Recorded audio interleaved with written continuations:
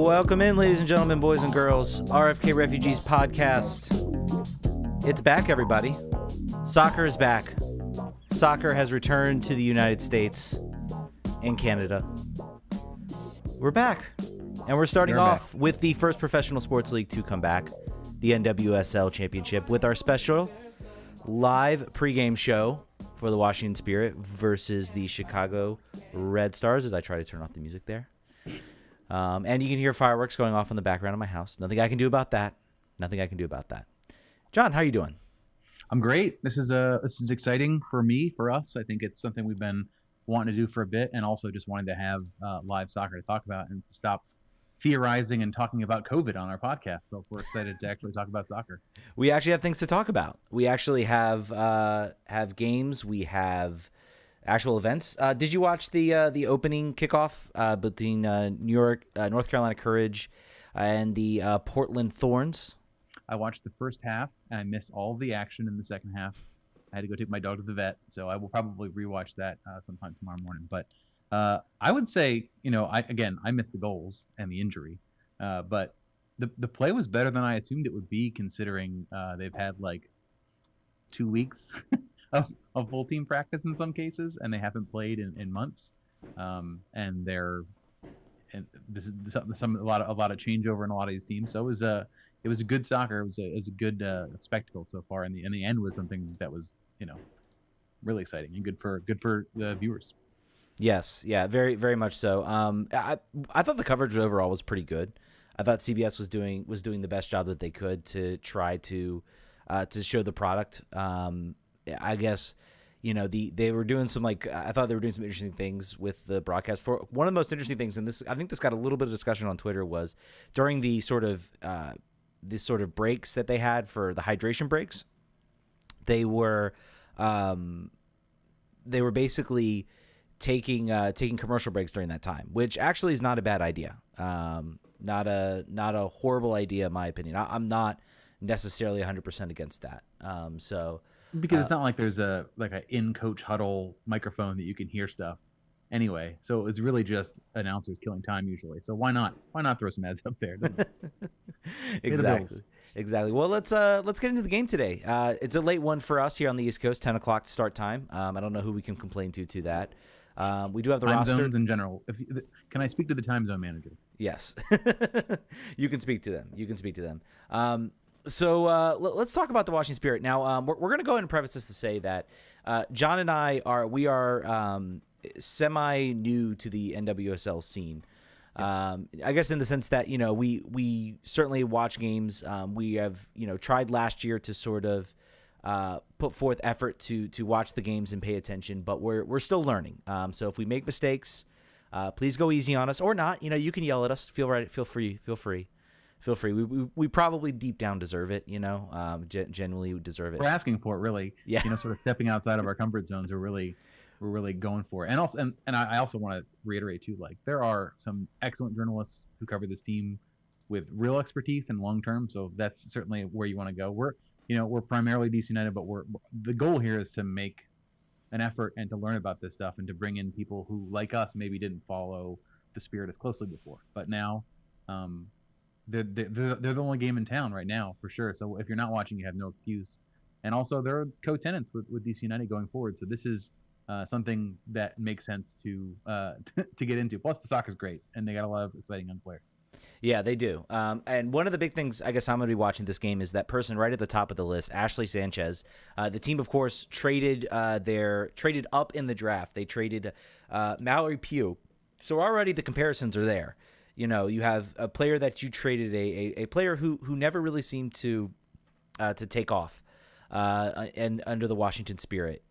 Certainly, and even on the U.S. Women's National Team. So here you have a young attacking player in Ashley Sanchez.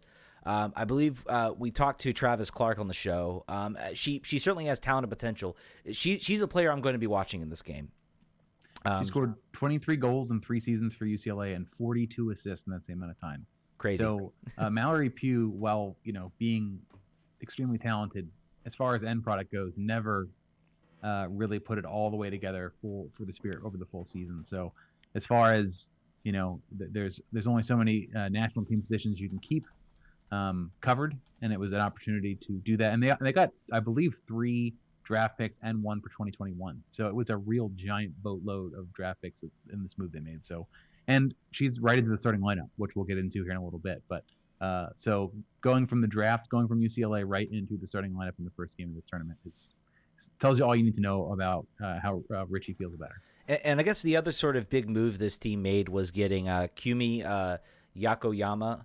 I hope I'm pronouncing that correctly. Again, we on the show love to butcher names, so yeah, if you're new to this podcast, that is a calling card of this. I think I got close. I got at least close enough. I think you probably did. 43 appearances for the Japanese national team, 17 goals, so certainly not a bad strike rate for the national team. I'll be interested in watching her play. I'll have to go back and look at the lineups. I was trying to get all of our technical stuff together, so we haven't. Starting. She's on the right. The goal there, according to a lot of the previews that hopefully everyone's had a chance to check out, she is a distributor. She is an assist machine, similar to Ashley Sanchez. The idea is to get Ashley Hatch the ball in dangerous positions and let her finish. That's really what was missing last year. If you watch the team closely, there weren't a lot of chances generated for Ashley to finish, and Ashley is not a creator herself. That's sort of her, her MO is she'll finish the chances that are created, but it's not going to happen all one-on-one. So the idea here is how Richie's trying to figure out how can we create either from one-on-one situations with Ashley Sanchez or great passes beyond the back line with Yokoyama. How can we get more chances to score? And that's we're going to hopefully see that tonight here in the first game. Apparently, they already have a great chemistry. Yes, and of course, let's not forget the sort of main catalyst in this team. I personally feel this. I mean, it's clear this team is going to go up and down depending on how she plays, and that's Rose Lavelle. She had probably a one of the best summers a young player, a women's young player could possibly have, winning the World Cup, being an instrumental role, really having a sort of breakout role. I mean, her star, I mean, she was certainly well known, but I believe her star was definitely elevated after that World Cup win. Certainly playing some of the best soccer I think we've seen play. But with the Washington Spirit, just with the breaks and the break and everything, she really didn't come together. So that's something I'm going to be watching too. How is she sort of fitting in, and how can she sort of make a move? Because really, this is for her. This is a chance, I think, to showcase maybe some club success. I think for the Washington Spirit. Overall, I would say this is probably a case where I think the team, based on what I'm seeing, the team got better. If Ashley Sanchez can play, 50 to 70% of Rose Lavelle's talent and sort of show well, then I think it's certainly somebody that can be really, really good for this team. I think they've done a lot. I will admit, when the coach Ricky Burke arrived for the Spirit, I was highly, highly skeptical of him. I think there were some comments he made in the press that I thought were kind of crass and a little shallow. He has completely turned me around. And I think there's a great article in The Athletic, if you get a chance to read, just about how much the culture of this team sort of needed to change, and how everything sort of needed to sort of come together. So yeah. You talk about the big change there. Really, another key element of this is that this team last year, the team was very young. The team started a number of draft picks, and they're all pretty much 3/4 of their back line were rookies. And the advantage they had is all of them had great seasons, and then now all of them are a year older. So you can really be excited, I think. And I think Ted's going to throw up here we made the lineup ahead of time, and we got it almost exactly right. And the only reason we didn't get it exactly right was because the player who was playing right back was said to be injured and not going to play. So I'm gonna call that a win on my prognostication for the lineup. But overall, if you sort of look at who's in and who's out, like this was a big wholesale change for this team, and Richie had an idea of how he wanted to play and what tools he needed to bring in to get that, and that's what a lot of those moves were focused on. And we want to talk too quickly, sort of the key points of the game between these two teams. How are we going to integrate all these new players with no preseason? The great news from practice is that these players are clicking. That's great. We'll see the proof's in the pudding here pretty shortly. But that's going to be a challenge for this team. A lot of teams are coming in with, or not a lot of teams, but some teams are coming in with a pretty solid core that there aren't. North Carolina, for instance, there are not a lot of changes to their squad this year. A few, but for the most part, they know how to play. They know each other. They know that's the style that they're going to be playing. So that's a difference for the Spirit. Also, we talked already about Ashley Sanchez taking over from Mallory Pugh and going right into the fire.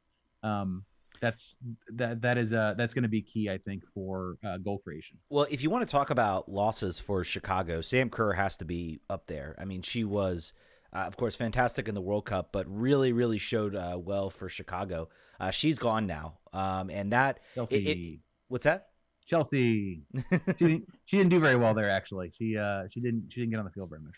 Yeah, but basically, I think that's if I'm talking about losses. Bigger losses. Who's a bigger loss for which team? Is it Mallory Pugh for Washington Spirit or is it Sam Kerr for Chicago? It's Sam Kerr by a whole mile. So, I mean, that's a real question for the Red Stars. Who's going to step in and sort of fill that role? You can't just go in and find a player out, pick a player like Sam Kerr out who's going to be as creative and as good as she was last year for this team. They still have Julie Ertz, who's still fantastic, but I mean that's a real big hole for them to fill.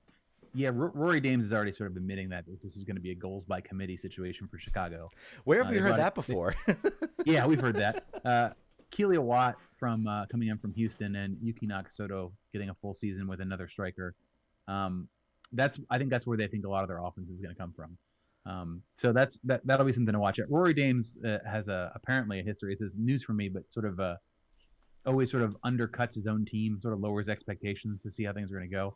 And this week he said they're going to treat the first 3 games like preseason matches with scripted subs and more focus on preparation than outcomes. So I think a lot of the managers have sort of said, sort of indicated that that's going to go on. The nature here is that they're going to have to make subs. They're going to be able to make 5, but they're going to have to change the lineup over time. There's not enough without risking injury. There's not enough time in between these games to really roll the same 11. Richie even said the aim is to win the tournament, but one central theme for the Spirit is recalibration. And if the players are playing well and don't get the result, he'll still be happy. So expectation setting key for both of these teams. Yes, as sorry, some notifications popped through my thing. We'll work on the kinks of this. We got like 6-7 tries at this, so that's right. That's right. Yeah, I was just gonna say. So that's so do we have the lineup we can walk through real quick? I do not have the lineup on my card that I can see. Okay. Well, the lineup is the starting 11 for Washington are Sanchez, Hatch, and Yokoyama up front. Lavelle, DiBiase, and Sullivan for the second time ever in midfield. McGrady, Nielsen, Stab, and Huster, and Bledsoe in goal, obviously. Troy Huster being the wild card there. I was almost positive Jacobs was going to get the start, but apparently Huster's fit. So here we go. The line we've got, the subs bench does not look. It looks, I think, there's no surprises there on the subs bench, but this is the first strength. This is the all strength first choice 11. I would say that you're gonna see out here. So they're putting their best foot forward here in what is maybe one of their more. Are they still playing the dash? I know that they changed their schedule after things moved around. No, I think it's yes, they are. They're playing Houston in the last game. I remember this guy. Well, this is still more winnable than their next 2 games, so it's a very good idea to throw all your best darts in the first in your first game. Yeah, so I think it's going to be interesting to see kind of what how this first game looks. Obviously, if you watched the game earlier, you can see that both the Spirit and the Portland and North Carolina were very, very rough in the first half. There was a lot of misplayed passes, a lot of other things that seemed to really sort of, I think, bog them down. But then they managed to pull themselves together and made a pretty thrilling second half. I watched the second half, actually. I missed the whole first half. So with our powers combined, we saw the game. Yes, we were in sync. We were in sync for that game. So the lineup for Chicago's out too. No big surprises there. Pretty much as you'd assume. Nair, St. George's, Morris, Gordon, Short, Ertz, Gautrat, DiBernardo, who was injured a lot of the season. I did see her play 1 or 2 games, and she's a pretty impressive player. is in the lineup. Watt, Hill, and Nagasoto. For some reason, they have like 37,000 subs on their bench compared to Washington's 8. If Mm-hmm. you're based on one, yeah, it's like 14 subs on their bench. So they're gonna have to be socially distanced very far into the stands to fit all those players. Yeah. So we are working currently to try to see if we can get a Sean Maslin, who covers the Spirit, and working to try to get him on the show. We told him when to call in, and he has not called in yet. So That's no problem. A couple more points too. I want to make sure that we cover here. So, um, in this tournament, I think injuries. We already seen it now once with Allie Watt from North Carolina. It looks like she tore her ACL in the first game. Injuries are gonna happen. I think more than they normally would. You normally have a longer periodization where players can get fit and get on their level and sort of build them up over time. They're not getting the luxury to do that. This is a very fast ramp up for these players, and they're playing on turf and they're playing at elevation, and it's the first sort of hard game they've played in months. So I think we're going to see more of those. Unfortunately, I hope it can. I hope they're not mostly serious injuries like that. I hope they're just muscle injuries or whatever that happens, and I hope Washington somehow avoids this bug. I hope Rose Lavelle has been eating her Flintstones vitamins over the break because she is somewhat notoriously prone to muscle injuries. So hopefully they can either manage her time well or just we can get lucky and not have her be injured. All right. Joining us on the line is Sean Maslin from the Soccer Wire. Sean, how you doing? Doing well, doing well. How you guys doing this evening? Welcome back to some soccer, huh? Exactly. Very much so.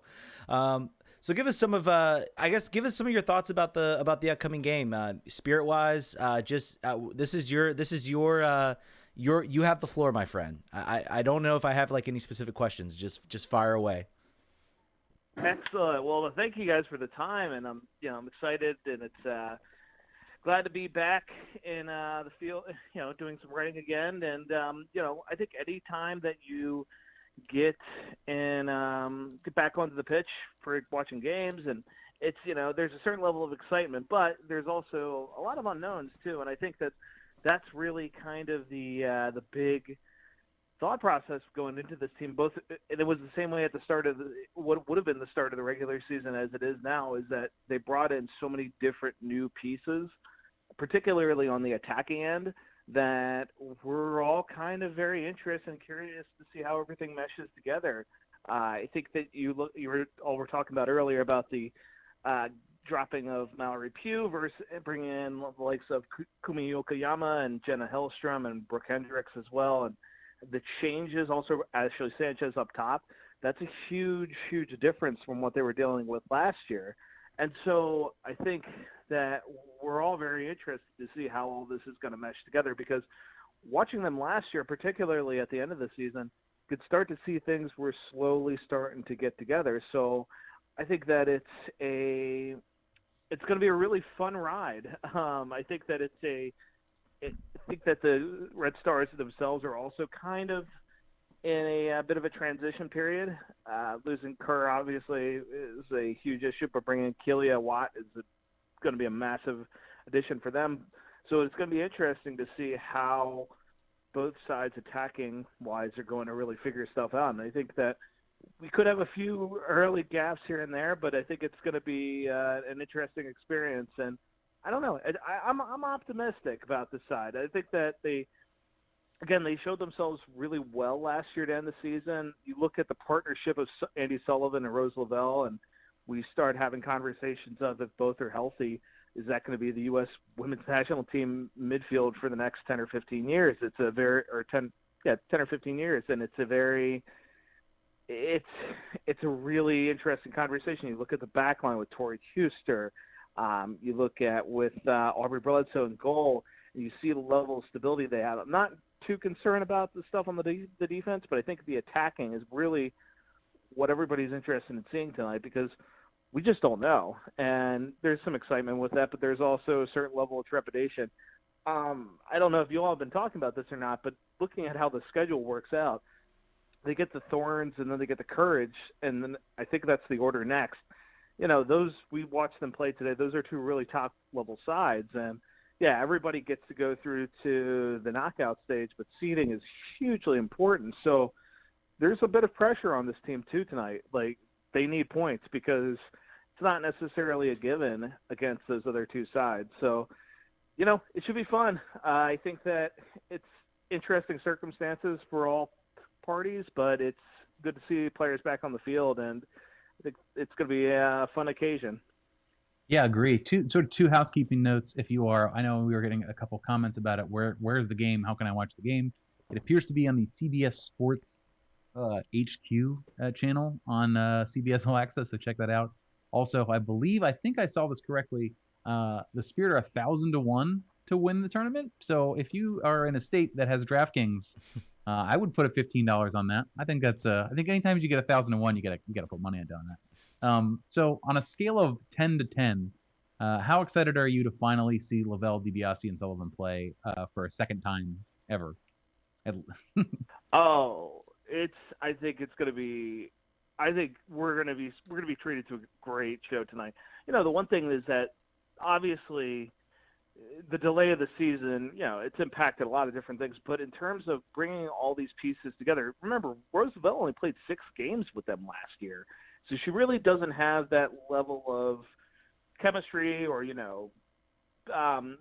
cohesiveness with Sullivan and in particular DiBiase. So I think it's going to be fun to watch those 3 of them develop because, again, you're talking about 3 excellent midfielders who really dictate the game well.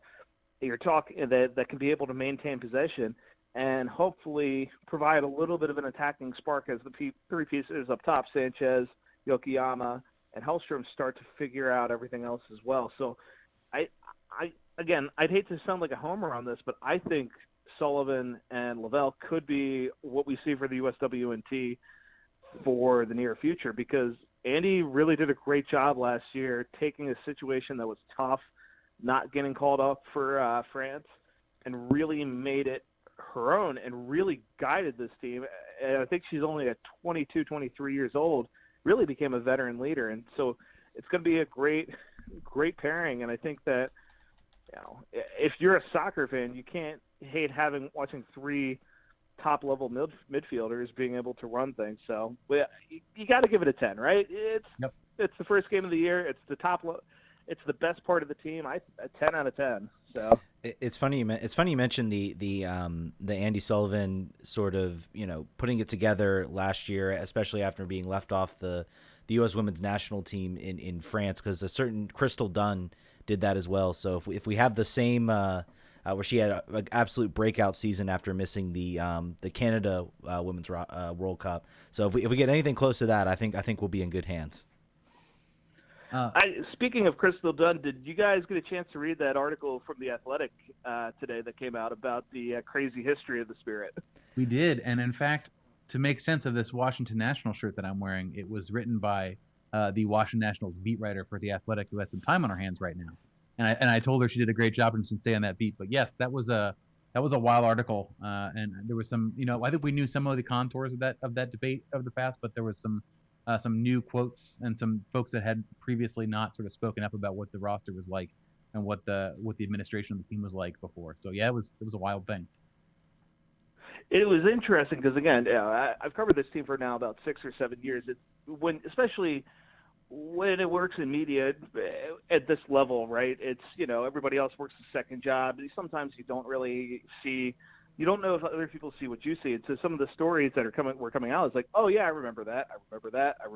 And it's interesting to hear it. And, it just shows how far they've come in the past 2 years, really. Just, they seem to be more in touch with the audience, and seem to really be putting out, just some great product. I work for a youth soccer team during my day job, and we get emails from them all the time saying, here's workout plans for the kids to do.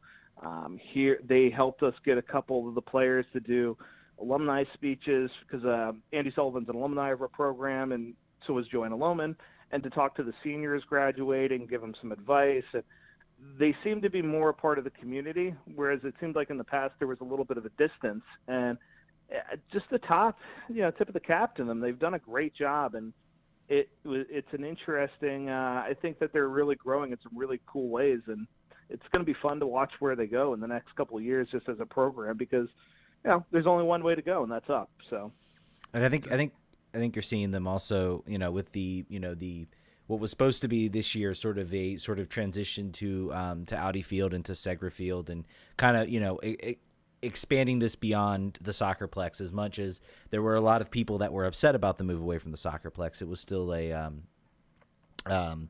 think it's a good move to sort of get this team out there and get more eyeballs. Boyd's, Maryland is a trip for a lot of people, so I think it's a good move. I think it's a bright future that the ownership has for the Spirit, and I'm very excited to watch what happens, especially when we have hopefully a normal season next season. One hopes. I want to ask one more question here before we wrap it up. I want to give people time to get over to the app so they're not missing the game. Aubrey Bledsoe couldn't have had a better season last year. Best 11 goalie of the year.